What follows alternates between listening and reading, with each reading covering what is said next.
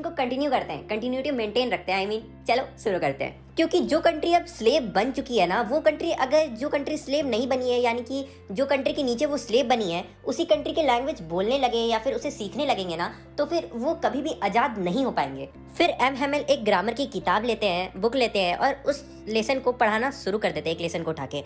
और पहली बार फ्रैंक ये बता रहे हैं कि पहली बार उन्हें उनका जो लेसन है ना, वो बहुत ज़्यादा अच्छे से समझ में आ रहा था। और इवन एम हैमेल जो थे ना, वो भी उस लेसन को बहुत अच्छे से समझा रहे थे, आराम से समझा रहे थे, क्योंकि उन्हें पता था कि ये अब उनके लास्ट लेसन है और वो नहीं चाहते थे कि किसी को भी वो लास्ट लेसन समझ ना आए। और एम हैमेल चाहते थे कि उन्हें जितना भी कुछ भी पता है फ्रेंच लैंग्वेज के बारे में, उस लेसन के बारे में, वो सब कुछ एक ही बार में अपने सारे स्टूडेंट को बता दे।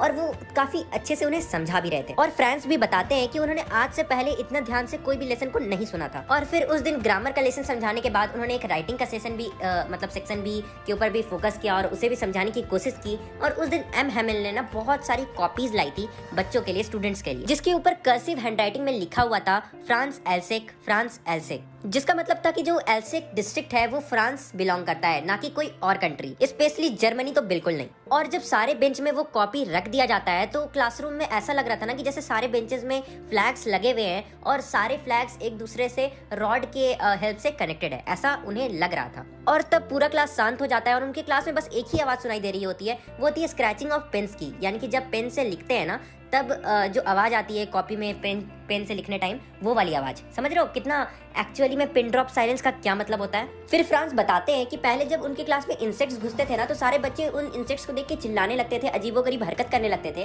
पर इस बार जब इंसेक्ट्स उनके क्लास में घुसा तो किसी ने कुछ रिएक्ट नहीं किया, सबके सब बहुत ज्यादा अटेंटिव थे अपने टीचर के प्रति, अपने क्लास के प्रति। फिर वो बता रहे कि उनके क्लास के ऊपर जो पीजन्स बैठे हुए थे, यानी कि जो कबूतर बैठे हुए थे, वो भी बिल्कुल भी साउंड नहीं कर रहे थे। जैसे ऐसा लग रहा था कि वो लोग भी एम हैमेल की बातों को अच्छे से सुन रहे हैं और लेसन्स को समझ रहे हैं। फिर वो सोचते हैं कि क्या जर्मन्स लोग बोलेंगे पीजन्स को भी कि वो लोग अपना लैंग्वेज चेंज करके जर्मन्स बोलने लगे, या फिर उस टाइप से कुछ, मतलब लैंग्वेज चेंज कर ले अपना। फिर वो बोलते हैं कि जब वो लिख रहे थे तब वो नोटिस करते हैं कि एम हैमेल, यानी कि फ्रांस ये सब बोल रहे हैं कि जब वो लिख रहे होते तब वो नोटिस करते हैं कि एम हैमेल पूरे क्लासरूम को बहुत ही ज्यादा ध्यान से देख रहे थे। मानो ऐसा लग रहा था कि वो पूरे क्लास के पिक्चर्स को, मतलब पूरे क्लास के पिक्चर को एक बार में कैद करना चाहते हो अपनी आंखों में या फिर अपने दिमाग में। और वो ऐसा इसलिए करना चाहते थे क्योंकि वो पिछले 40 साल से उसी स्कूल में पढ़ा रहे हैं और अब उन्हें वो स्कूल छोड़ के जाना होगा। फिर फ्रांस बोलता है ना कि 40 साल पहले और 40 साल बाद ज्यादा कुछ नहीं बदला है। क्या क्या बदला है? जो उनके क्लासरूम में बेंचेस थे ना, वो थोड़े पुराने हो गए, बेंचेस और डेस्क थोड़े पुराने हो गए। और उन्होंने जो 40 साल पहले, यानी कि एम हैमेल ने 40 साल पहले जो वॉलनट के ट्रीज लगाए थे वो बड़े हो गए, और हॉफमाइन्स की जो ट्री लगाई थी वो भी थोड़ी बड़ी हो गई है।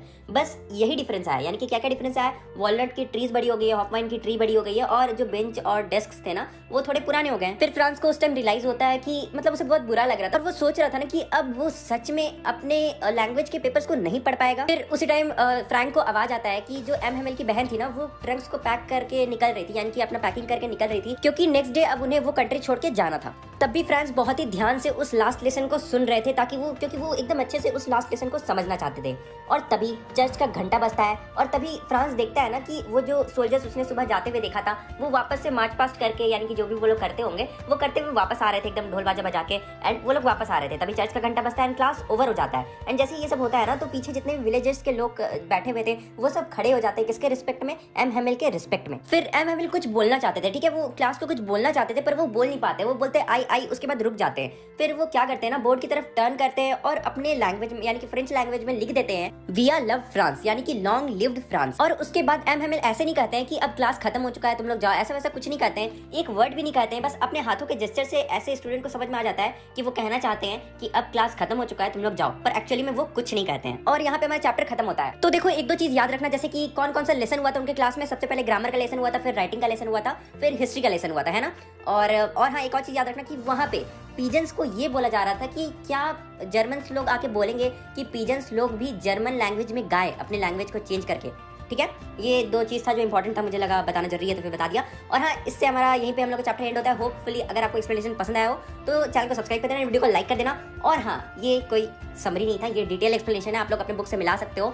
अगर आपने ध्यान से मेरे एक्सप्लेनेशन को सुना होगा तो आपको अच्छे समझ में आ जाएगा सब कुछ। बस हाँ, रिक्वेस्ट करूंगा कि एक बार बुक को पढ़ लेना, ओके। और इफ तुम लोग को इस चैप्टर का समरी चाहिए 4-5 या 6 मिनट का जो भी है तो बोल देना, मतलब कोई बड़ी बात नहीं है, पर उससे आपको ज़्यादा फायदा नहीं होगा, तो फिर बनाने के कोई फायदा नहीं है, मतलब क्योंकि इस चैप्टर से लॉन्ग आंसर ही पूछे जाते हैं ज़्यादातर। तो अब चलता हूँ, मिलते हैं आपसे अगले वीडियो में, तब तक के लिए बाय बाय। अरे नहीं यार, इंस्टाग्राम में